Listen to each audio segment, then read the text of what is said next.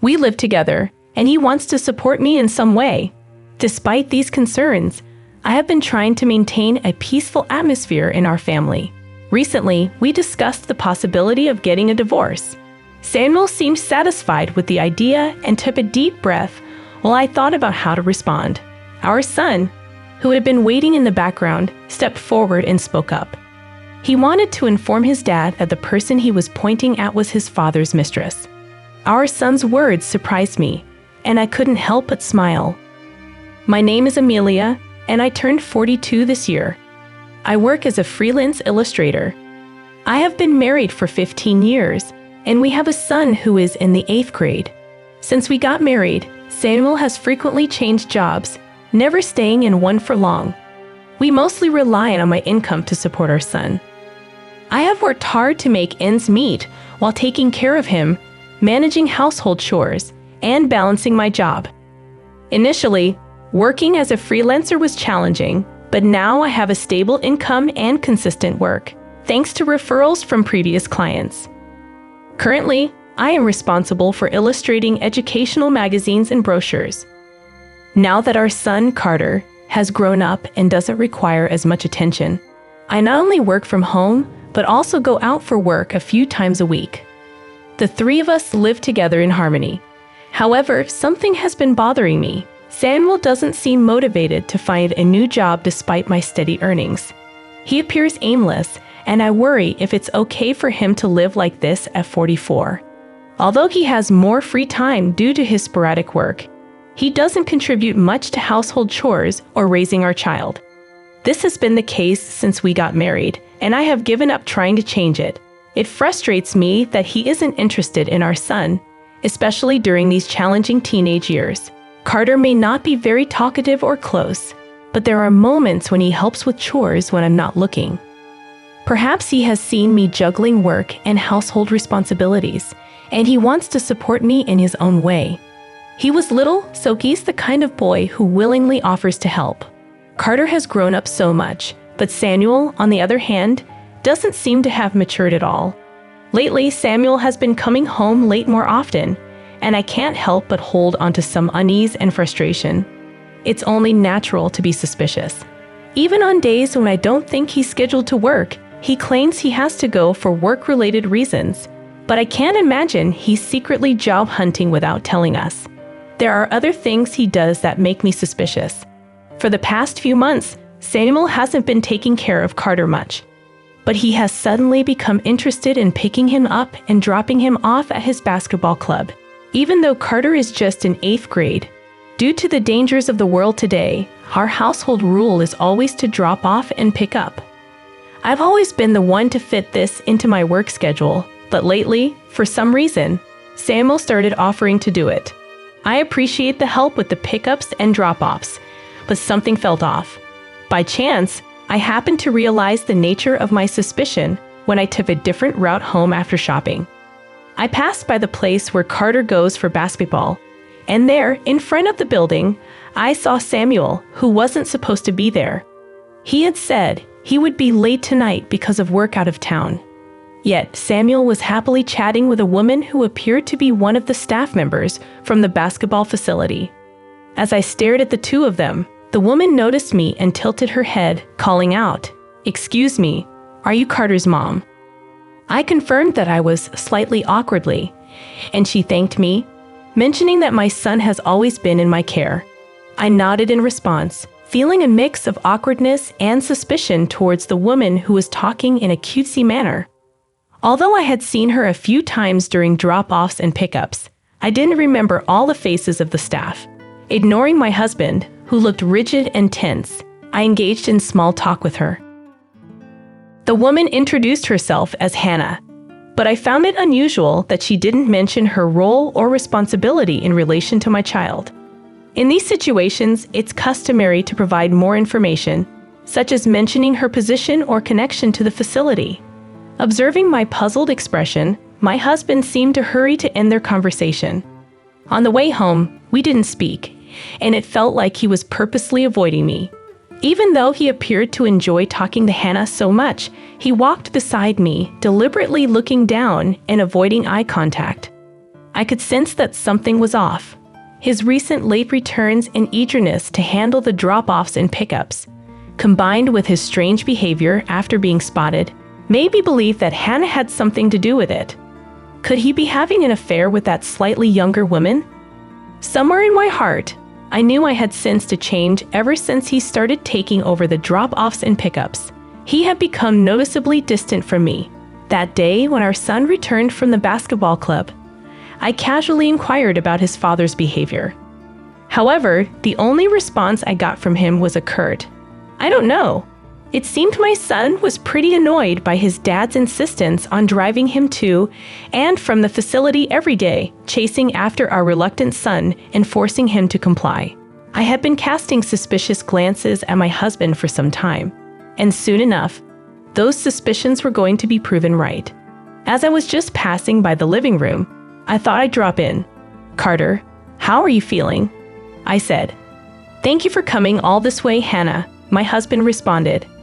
"Now please have some coffee." Hannah, whom I had not suspected of being my husband's mistress until now, began finding excuses to visit our home more and more.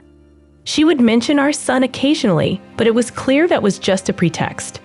She always appeared during the hours my husband was home, not when I or my son were around. Watching the two of them conversing cheerfully in the living room, I was sure of Samuel's infidelity. A month after I started noticing something odd about my husband's behavior, he began coming home later and later, sometimes leaving the house for a few days at a time. One night, as he stealthily came home late, I suddenly asked him what he was up to.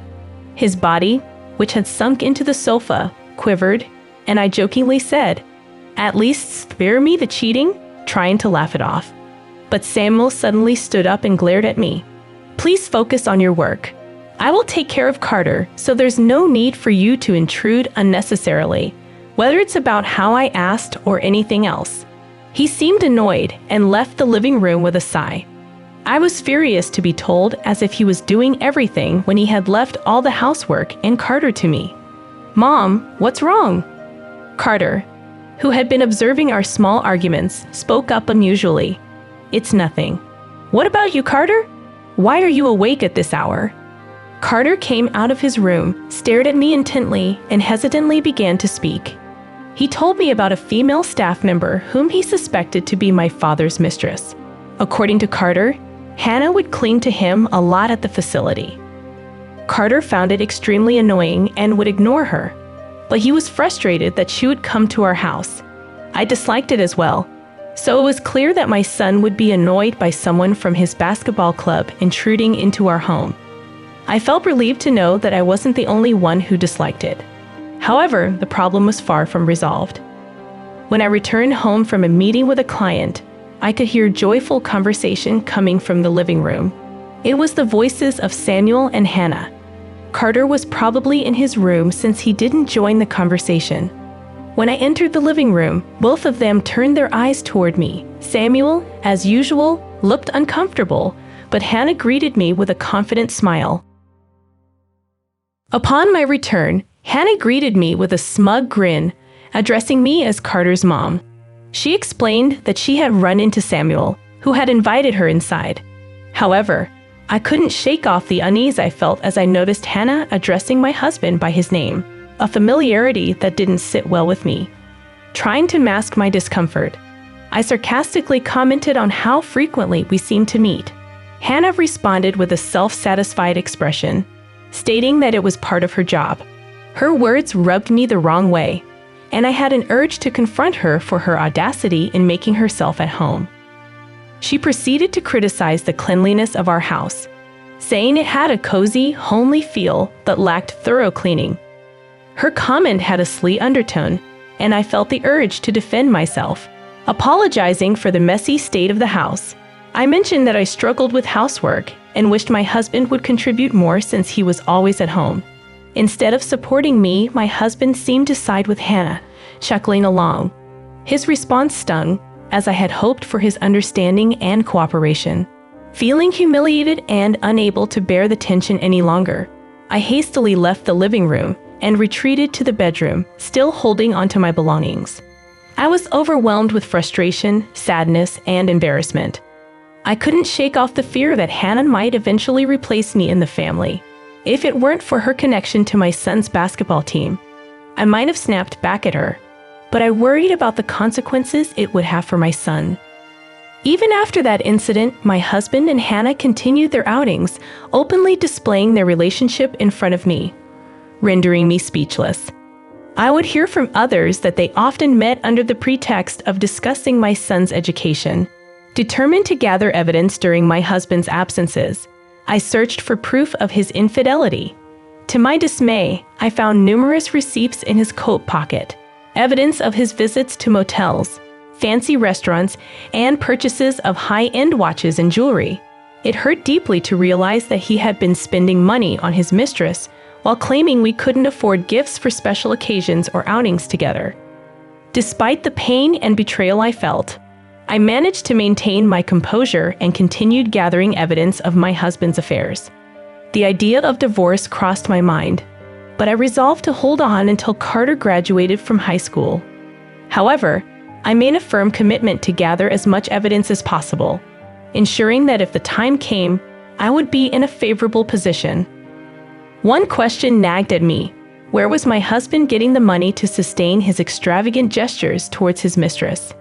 Even if he were to allocate his entire salary, it would be challenging to maintain this charade. Lost in my thoughts, I suddenly remembered something that sent a chill down my spine. In our house, we have an account specifically designated for my son's college fund, a savings fund I had diligently built over time. Overwhelmed by a sense of foreboding, I checked the account's transactions. What I discovered was deeply unsettling. The account showed substantial amounts being withdrawn multiple times in the past few months. I had created this savings account to secure my son's education as a safety net. Unfortunately, I hadn't checked it regularly, and the balance had significantly decreased. Panic washed over me, and cold sweat trickled down my back. I tried to steady my trembling hands as the realization hit me with full force. The money my husband had spent on his affair came from the savings I had diligently set aside for our son's future. At that moment, I no longer cared about who my husband was having an affair with. What I couldn't forgive was the fact that he had selfishly used the money meant for our child's education for his own desires. His betrayal towards me as his wife paled in comparison to the immense betrayal he had inflicted upon our own son. Swallowing my boiling anger, I made the difficult decision to continue acting as if everything was normal. I didn't want our son, who was at such an impressionable age, to sense the turmoil within our family. I chose to bear the problems and worries on my own, not wanting to burden our hardworking son with our issues. However, the mounting stress began to take a toll on me, leading to small mistakes in my household chores and at work. Even Mrs. Joe, a long-standing client, noticed my worn-out state and expressed concern. She advised me not to overdo it at work and offered a listening ear if I needed to talk. Though I felt pathetic for causing someone to worry about me, her words did provide some comfort during this challenging time. Meanwhile, my husband seemed to be enjoying himself with his mistress more than ever, free from my interference. It became clear that sooner or later, our son Carter would inevitably become aware of the problems surrounding our family. Observing my downtrodden demeanor, Carter silently approached me and offered to help fold the laundry. He conveyed that he had an understanding of what was going on and reassured me that I didn't need to worry about him. With kindness and maturity beyond his years, he took the folded laundry to the dresser, his thoughtful actions warming my heart. However, his selflessness only fueled my anger towards the betrayer who had touched the money I had saved for our precious son. I felt a need for retribution. I contemplated reaching out to someone who had promised to support me during challenging times. Clenching my fists tightly, I swore vengeance upon my husband and his mistress. One evening, my husband abruptly informed me that he would be away for almost a week due to work. He claimed it was for a training program in another state, but I doubted the truth behind his words. The restaurant chain he worked for only operated within our state and had no locations or offices elsewhere. I remembered how he had boasted about one of the job's perks being the absence of relocation. When my son and I heard his explanation, we responded with skepticism, though in a casual and nonchalant manner. Carter mentioned that one of the staff members from his club would also be off work for a week around the same time. He commented that it seemed unusual, speculating that it would be difficult to go on a week-long vacation unless someone had substantial cash. As we conversed, my husband looked at us with a startled expression. Until then, he had been proudly discussing the intensity of his upcoming training, but now he fell into a sudden silence. Glancing at my husband, I noticed he was anxiously looking at his smartphone. Ever since I became certain of his infidelity, I have been keeping tabs on both him and Hannah. I even hired a private investigator who informed me that Hannah, who worked at the basketball facility, was also taking a week off. I knew all along that my husband's business trip was just a cover for a romantic getaway. I could have caught him red-handed, but I had other plans. Ever since I discovered my husband's intentions to travel with Hannah, I had been devising a plan. Of course, I had no intention of proceeding without my son's consent, but now he was on board. On the day of their trip, I waved goodbye to my eager husband, and then my son and I began cleaning the house. With the help of some relatives who came over, we packed our belongings. Our plan was to move out while my husband was away and find a new home. We would stay with our relatives temporarily, as they were angered by my husband's actions yet concerned for Carter's well-being. They gladly offered us a room. Furthermore, I ensured that my husband couldn't access our savings account by transferring the remaining money to my personal account. While making preparations, I noticed that my husband's belongings were left behind. I couldn't just leave his things behind when vacating the house. After some thought, I decided to send his belongings to a particular place, with Mrs. Joe's consent. I handed over the boxes to a pickup service. Looking around our tidy new surroundings, my son and I shared a smile. A few days after we moved, I was startled by the sudden ringing of my phone while staying at my relative's place. Seeing the caller's name made me sigh involuntarily. "Hello, Amelia. Hey, what's up in the middle of the day? Actually, during my training, I ran out of money. Can you transfer a bit to my account?" My husband called me in a panic, clearly lying and begging for money. It was no surprise that our savings account was empty, as he couldn't withdraw any funds. He must have been in a desperate situation because he sounded more desperate than usual. Perhaps he didn't want to appear financially unstable in front of Hannah. I was utterly exasperated by his request, and when I declined, he almost sounded like he was about to cry. With a smirk, I responded, "Why don't you just use the account you always withdraw from? Isn't there still a lot left?" After a moment of silence, he started yelling, asking me if I was okay with him being broke. I didn't indulge him, but instead goaded him further, saying, "Your training is going to end soon anyway. You'll be fine even without money." Suddenly, in the background, I could hear the frantic voice of a woman. That's right. I had been waiting for this moment. Taken aback by Hannah's voice in the background, my husband hastily hung up. Now everything was falling into place. The next day, my son and I headed to a specific location, a magnificent mansion with a well-maintained garden. As my son and I entered the room, it was apparent to anyone that the residents were wealthy. We found my cheating husband and his mistress there. My terrified husband sat on the floor, apologizing to someone. That someone, with a stern look on her face, was Mrs. Joe, a longtime client of mine and the principal of the middle school where my son, Carter, attends. Over the years, Mrs. Joe and I had built a close relationship, trusting each other with our personal troubles. I'm really sorry for my husband's trouble. I should be the one apologizing because of my good-for-nothing daughter. It's turned out that Hannah, who was on a trip with my husband, was grilled by her parents for a package she received at home and had no choice but to return home immediately. My husband explained in fear. Mrs. Joe, upon hearing his words, had a devastated expression. She had always been concerned about my deteriorating health after learning about Samuel's affair. When I finally confided in her about the affair and she discovered that the mistress was her own daughter, she was utterly devastated. However, Mrs. Joe wanted to make amends for her daughter's actions and had been cooperating with me ever since. She turned her attention to Hannah and pointed at the piles of boxes, sternly reprimanding her. "You should be ashamed of yourself for always wanting what isn't yours. Your father and sisters were dumbfounded when they saw these packages yesterday." "But Mom, it's a misunderstanding, and who would send so many packages to our house? Isn't this woman out of her mind?"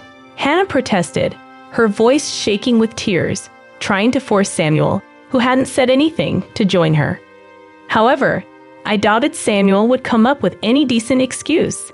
I glared at him, and Hannah, with a panicked look on her face, blurted out that she didn't know her mother worked with me. Hannah never wanted her strict mother to know about her affair with a married man. Mrs. Joe, being an educator with a strong moral code, wouldn't tolerate such dishonest behavior. She probably wouldn't ever forgive her daughter's actions. However, I'm going to insist on an apology from you. I'll make sure my daughter pays for her sin, even if it takes her whole life. I'll ensure she fulfills her responsibility," Mrs. Joe declared firmly. I couldn't believe what was happening to me. Ignoring the hysterical Hannah, I quietly glared at my silent husband standing next to her. "Hey, don't you have something to say to me?" I asked him sharply, accompanied by a sharp glance from Carter. But instead of supporting me, my husband started berating me. "Hannah is a wonderful person. She thinks about the children way more than you ever did. Hannah is domestic and doesn't act all high and mighty, even though she earns more than me. You're a failure as a wife. Really, we can divorce if you want. But let me live with our son. I plan on raising him with Hannah." He vehemently berated me. As my husband took a satisfying breath after his tirade, I was thinking of a retort. Carter, who had been standing behind me, stepped forward. "She's not a regular staff there, just an intern at the club. And don't you ever try to get all chummy with me again, always flirting with men. It's disgusting," my son said with determination. As time passed, Carter and I created a strong bond. We built a new life together. Mrs. Joe, burdened by her daughter's actions, felt a deep sense of guilt for the family she had inadvertently ruined. We held hands and agreed to continue working together, finding solace and strength in our friendship. I was grateful for Mrs. Joe, whose support led me to a new job as an illustrator. I have learned the importance of resilience. As I continued to pursue my career as an illustrator, I knew that my ultimate goal was to create a brighter future for Carter, filled with love, opportunities, and happiness. I hope you guys enjoy our video. To watch more interesting stories, subscribe to our channel so that you be tuned for incoming videos. Thank you.